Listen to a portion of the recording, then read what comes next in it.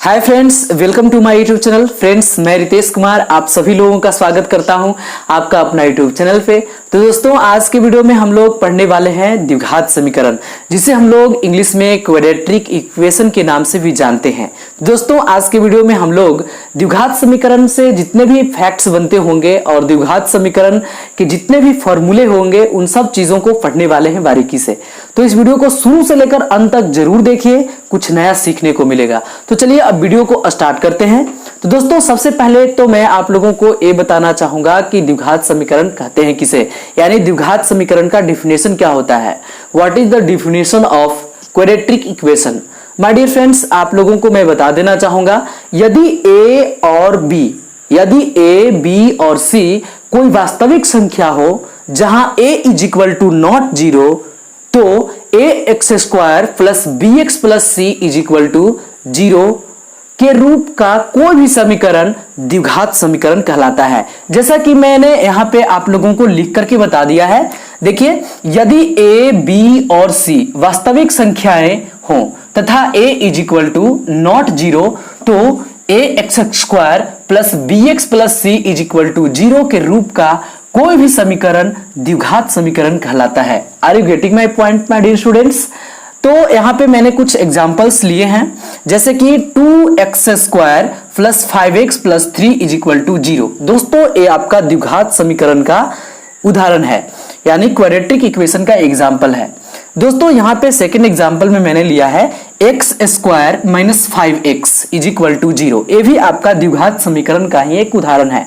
Next example में मैंने लिया है 7/2x² plus 5x is equal to zero. ये भी आपका एक क्वाड्रेटिक इक्वेशन का ही एग्जांपल है। दोस्तों, आप लोगों के माइंड में एक क्वेश्चन क्रिएट हो रहा होगा कि सर अभी तो बताएं कि जो ax² plus bx plus c is equal to zero के फॉर्म में हो उसे ही हम लोग क्वाड्रेटिक इक्वेशन कहते हैं, यानी द्विघात समीकरण कहते हैं। लेकिन यहां तो सर एक कोई भी कंडीशन में वो ऐसा है नहीं, फिर भी हम इसको एग्जाम्पल के थ्रू समझा रहे हैं। तो देखिए, वास्तव में मैंने आप लोगों को एक बात ये बताया था कि a is equal to not zero होना चाहिए, यानी किसी भी कीमत पर किसी भी कंडीशन में a का वैल्यू जीरो नहीं होना चाहिए। मैंने ये नहीं कहा था कि b का मान जीरो होना चाहिए या नहीं होना चाहिए, c का मान जीरो नहीं होना चाहिए। दोस्तों, ऐसी कोई बात नहीं है। b और c जब ax² plus bx plus c is equal to zero के फॉर्म में द्विघात समीकरण होंगे तो केवल और केवल a is equal to not zero होंगे। मतलब कि केवल जीरो, यानी a का मान जीरो नहीं होना चाहिए। बाकी b का मान जीरो आ जाए कोई दिक्कत नहीं है, c का मान जीरो आ जाए कोई दिक्कत नहीं है, लेकिन यहाँ पे a का वैल्यू जो है वो जीरो नहीं आना चाहिए। अगर a का वैल्यू जीरो आ गया तो सोचिए ना, अगर a का वैल्यू जीरो आ जाएगा तो जीरो में x² से मल्टीप्लाई होगा तो पूरा का पूरा टर्म a आपका जीरो बना देगा।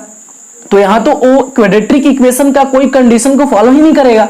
इसीलिए हम लोगों को ये बातें जाननी चाहिए कि a is equal to not zero, b zero हो सकता है, c जीरो हो सकता है। जैसे कि मैंने इस क्वेश्चन में बताया हूं कि x² minus 5 is equal to zero है। तो यहां पे आप लोगों के माइंड में एक क्वेश्चन पैदा हो रहा होगा कि सर यहां तो bx का वैल्यू ही नहीं है। हाँ, बिल्कुल नहीं है। इसका मतलब कि यहाँ ax² है और यहाँ c है, इसका मतलब कि b के साथ b का मान जीरो आया होगा। जैसे ax² minus zero into x minus 5 is equal to zero. ठीक है, इस तरह से आया होगा। अब आप ही लोग सोचिए, जब जीरो में x से मल्टीप्लाई हुआ होगा तो पूरा टर्म जीरो बना दिया होगा। इसीलिए जीरो को नहीं लेकर के डायरेक्ट x² माइनस 5 को लिया गया है। तो ये आपका द्विघात समीकरण ही कहलाएगा।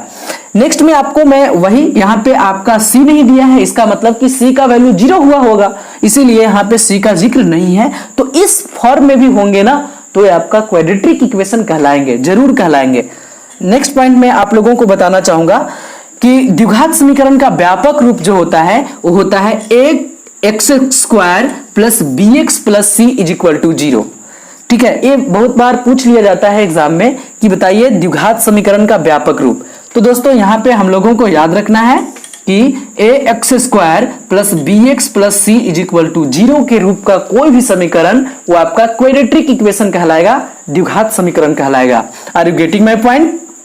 नेक्स्ट पॉइंट हमने बताया है द्विघात समीकरण के मूल, यानी रूट्स ऑफ क्वाड्रेटिक इक्वेशंस, यानी द्विघात समीकरण के मूल क्या होते हैं, इसको भी हम लोगों को पढ़ना है।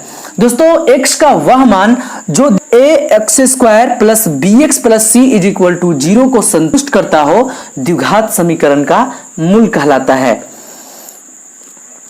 अब इसको मैं अब नेक्स्ट पॉइंट में बताना चाहूंगा, द्विघात समीकरण के अधिक से अधिक दो मूल होते हैं। दोस्तों इस पॉइंट को भी हम लोगों को ध्यान में रखना होगा कि द्विघात समीकरण के अधिक से अधिक दो मूल होते हैं।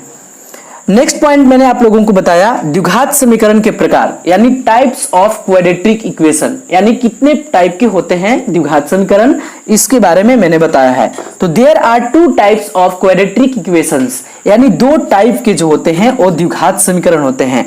फर्स्ट आपका है शुद्ध द्विघात समीकरण, जिसे हम लोग इंग्लिश में प्योर क्वाड्रेटिक इक्वेशन कहते हैं। नेक्स्ट में आप यानी दूसरा जो है प्रकार वो है मिश्रित द्विघात समीकरण, यानी मिक्सचर क्वाड्रेटिक इक्वेशन कहलाता है।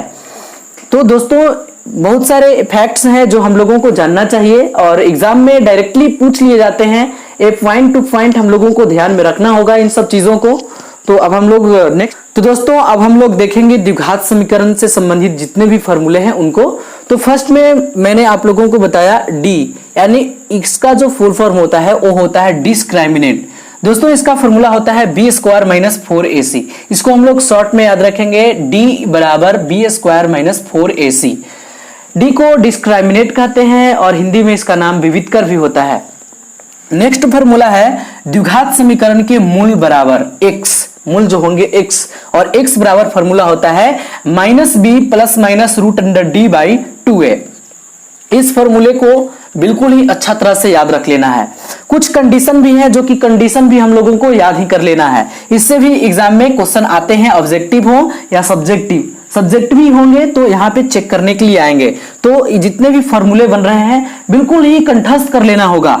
जैसे कि यदि पहला कंडीशन है यदि d का मान जो है 0 से बड़ा है, तो जब ऐसा कंडीशन होगा तो भिन्न मूल होंगे, मतलब मूल जो होगा x का मान जो होगा वो 1 से अधिक आएगा। यानी जब d का मान 0 से बड़ा हो, जब d का मान 0 से बड़ा हो तो भिन्न मूल आए होंगे, यानी कि 1 से अधिक x का मान होगा। नेक्स्ट आपका दूसरा जो पॉइंट है वो है d बराबर 0। दोस्तों d बराबर 0 कहने का मतलब है कि जब d का मान 0 के बराबर आ जाता है तो वास्तविक मूल होंगे, मतलब एक ही x का मान आएगा। Is that clear my dear students? Next आपका है यदि d का मान जो है 0 से छोटा है, यदि d का मान 0 से छोटा है तो कोई भी मूल्य नहीं होंगे। इस कंडीशन को भी याद रखना है। तो तीनों कंडीशन को फिर से हम लोग देखते हैं। फर्स्ट कंडीशन में है कि जब d का मान 0 से बड़ा होगा, फर्स्ट कंडीशन जब d का मान 0 से बड़ा होगा तो भिन्न मूल होंगे, मतलब कि x का मान 1 से अधिक आ जाएगा। दूसरा कंडीशन में हम लोग देखे थे कि जब d बराबर होगा 0 के तो वास्तविक मूल होंगे, यानी जब d का मान 0 के बराबर आ जाए तो वहां पे वास्तविक मूल होंगे, मतलब x का मान 1 ही आएगा। नेक्स्ट हम लोग थर्ड कंडीशन में देखें कि जब d का मान 0 से भी छोटा हो जाता है तो उस कंडीशन में उसका कोई भी मूल्य नहीं निकल पाता है, मतलब x का मान नहीं निकल पाएगा। फिर हम लोग देखें, फर्स्ट में ही देखे थे फॉर्मूला कि d, यानी d को इंग्लिश में डिस्क्रिमिनेंट कहेंगे, उसका जो फॉर्मूला होता है वो होता है b² माइनस 4ac। उसके बाद द्विघात समीकरण के मूल के बारे में भी हम लोग जाने कि द्विघात समीकरण के मूल x is equal to -b plus minus √d/2a होता है। तो आई होप आप लोगों को हमारी बात बिल्कुल अच्छी तरह से समझ में आ गई होंगी। अब हम लोग चैप्टर को स्टार्ट करेंगे।